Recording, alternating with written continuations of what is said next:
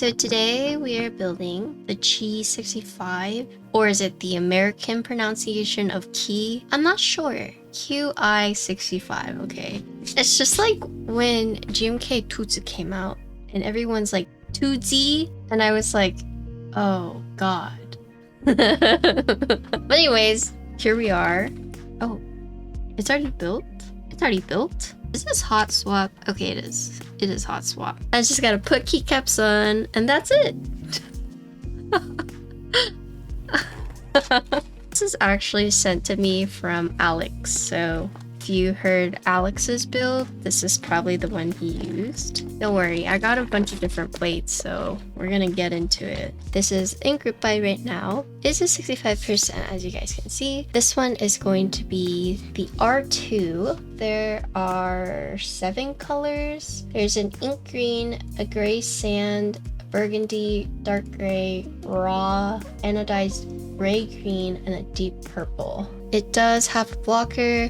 You can see the side bezels are very thin, whereas the top and bottom bezels are going to be a little thicker, but also, you know, relatively thin. It's really interesting because if you look up close, the top bezel actually has, in the middle, it's been milled out, and then the little diamond engraved right there. You don't see it on the bottom part, but you do see that little small detail on the top part, so that's cool. I mean, we don't really see detailed bezels like that very often, so it's almost like a crown or like a tiara, you know.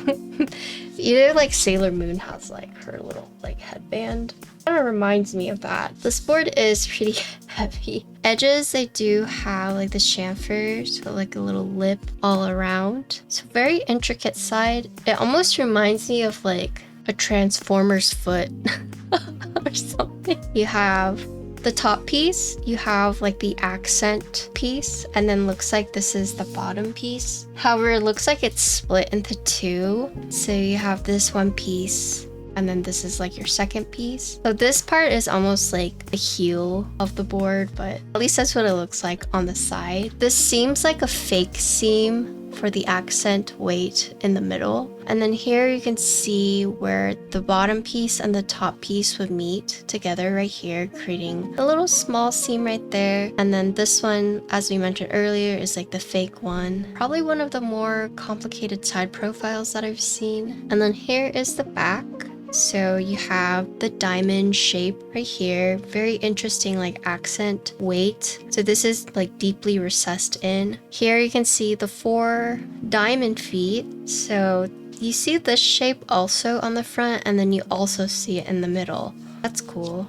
This one is on the bottom and the top, right? Slightly different. While you have like the diamond feet, this one goes all the way across instead of like having a little diamond right here. Here you can see the branding there. They've actually flipped it, right? So on the front side, you have it on the top, and on the back side, you have it on the bottom. This is a pretty intricate weight if you look at it. So you can see it has been machined out. It was raised a little bit and then machined in again. It almost looks like staircases, or if you want to say like ripples. See, the cutout is not just like the diamond, it's actually like out at an angle. Almost looks like it's been folded in. Here you can see like a pretty deep engraving. Really cool.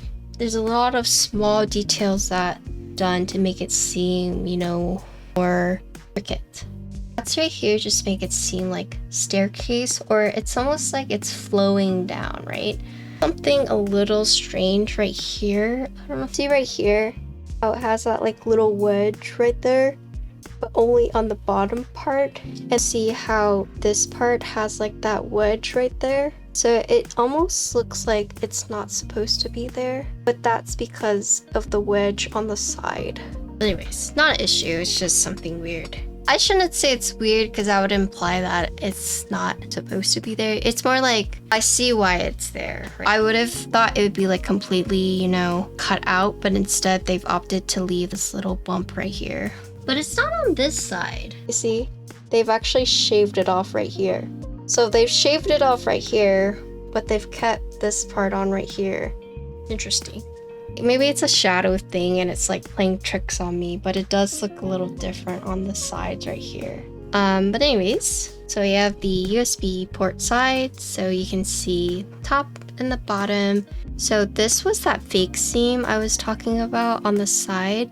It actually continues to the USB port side until it raises that it fades out. So you can see that the fake seam actually starts to get deeper and deeper as it goes down here, or it's like lighter and lighter as it gets to the USB port side. Is a centered USB port, and then here you can see more of the branding of the board right there. And then look at this. So similar to how the diamond weight is on the back, you know how it's kind of like folded or like cut at an angle. So you can see it like right here on this top piece. So they do it on the USB port side right here as well. Neat. Here is the front lip. So you can see the seam with the bottom piece, and then looks like there's a little accent weight right here.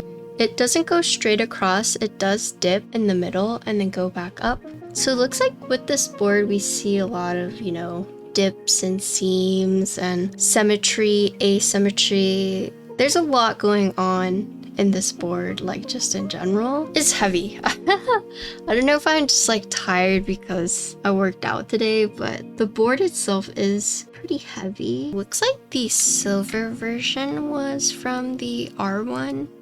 But R2, they're not doing it. So you have the 4 screws on the top. This has like anchor points, or you see how these are like slightly up. So these are to help you align. So bottom, top piece, and it actually hides the case screws. So to disassemble this, you need to take off the 4 screws for the top and the bottom. And then from here, you can see the 4 corner screws. So a total of 8 screws. But as you can see, like this will go right here. And then once you remove it, here are the 4 corner screws. Here is the bottom piece. Looks like there's a few things to note in here. First of all, these were the 4 screws keeping the top and bottom pseudo pieces in. Here are the gaskets of the board. So 3 on top, 2 on the bottom. You do have all the alphas, space bar, the stabilizer parts milled out on the bottom case. And then here I see 3 little silicone bump-ons. These are anti-bottom out silicone slots to prevent shorting and reduce hollowness. So that's what these 3 things are for. I've never seen anything like this, so it's interesting. Interesting to see. But yeah, so they changed the gasket thickness and then maintained the mounting point layout while adjusting spacebar support asymmetry. They have cut out the spacebar area. Whoop. Cut out. This mid piece is actually where a lot of the heft of the board is coming from. If you're deconstructing this board, like not including the plate or the PCB, you basically have these like 2 sleeves or heels, and then you have the top piece, and then you have the mid piece. So the bottom piece of this board is not an entire piece by itself. It's actually 2 separate pieces. 2 separate pieces, 1 full top case, and then the mid one.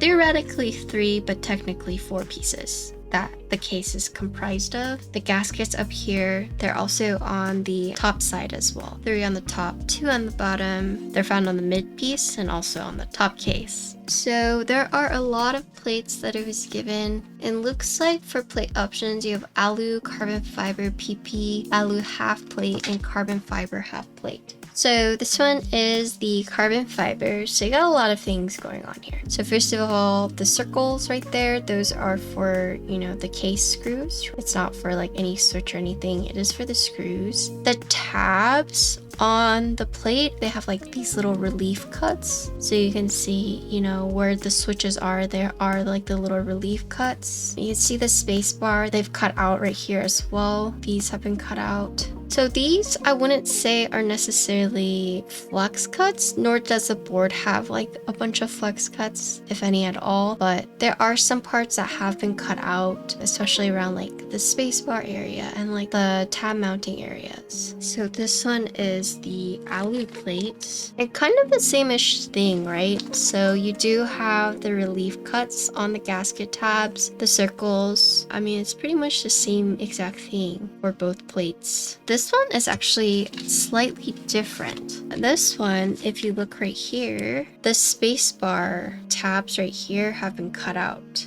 So to kind of show you guys a side-by-side comparison, the bottom of the spacebar part has been cut out. I'm guessing this has to be like an R1, R2 type of deal. All the plates are like slightly different in their own way. So I'm just gonna show you guys. This is the R1 full. So it looks like R1 did have this part cut out. And then if you look at the R2, so the main difference now is you can see it's like the 4 and then like the 2 relief cuts instead of just the 1. Unfortunately, I don't know which one are the R1 or R2 because they're all slightly different and the pictures don't really match up with the Notion page. This one is the PP plate. So I'm guessing these are the R2 plates because they did mention that the PP plates, they decided not to do the relief cuts on the tabs. I'm only going to be using these 2 plates just because I think that's like the safest thing to do. My sister's going to go get her ears professionally cleaned tomorrow. And she texts me, she's like, "You wanna go?" But I don't know if that means like I'm also getting my ears cleaned as well, but I'm gonna brag to you guys. When I went to go get my molds for my IEMs, the audiologist looked inside my ear, was like, "Huh, you have one of the cleanest ears I've ever seen. Like, you clean them?" I'm like, "Yes, with a Q-tip." And he's like, "You know you're not supposed to do that." I'm like, "Yes, but you also just validated my decisions." Using a Q-tip.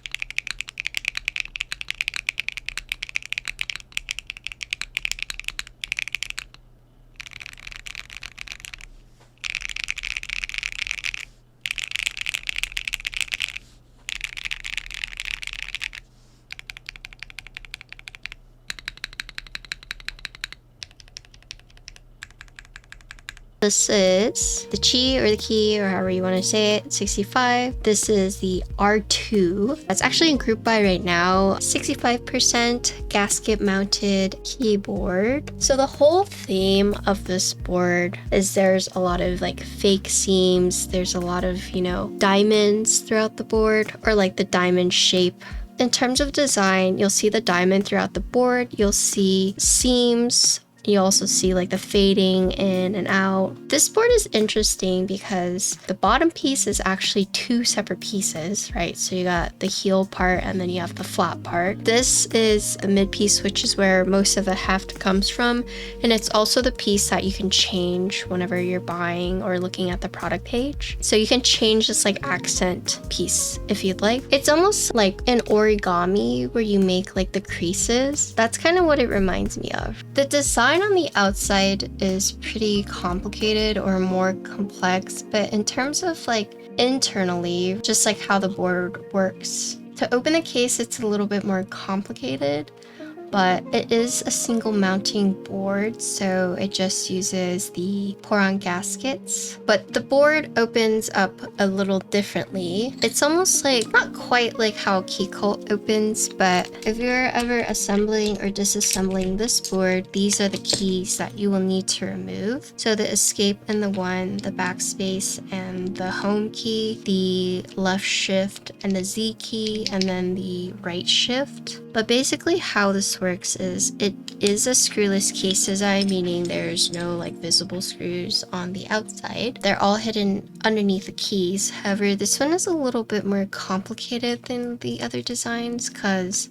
on the bottom, right, you have the top and bottom piece. So this is one piece on its own, and then this is a second piece. So 2 pieces separate. These are held on by 2 screws each, so a total of 4. What you do is you would stick your tool into this hole and then unscrew it like this. Unscrew it. And then from here, you would lift up the mid piece. There are anchor points on the 2 pieces to help you align, so you don't have to worry about that. But you remove it, and here you can see the bottom piece is 2 separate pieces, and then you have these parts that are raised up. This is like alignment or anchor points to help you make sure you have it in the right place whenever you're screwing it in. But basically, once you've removed these bottom pieces, you would flip it over and you can see where the case screws are like hidden. So this is what attaches the mid piece to the top case, the 4. And then if you were to put this one back, you can see it's hidden.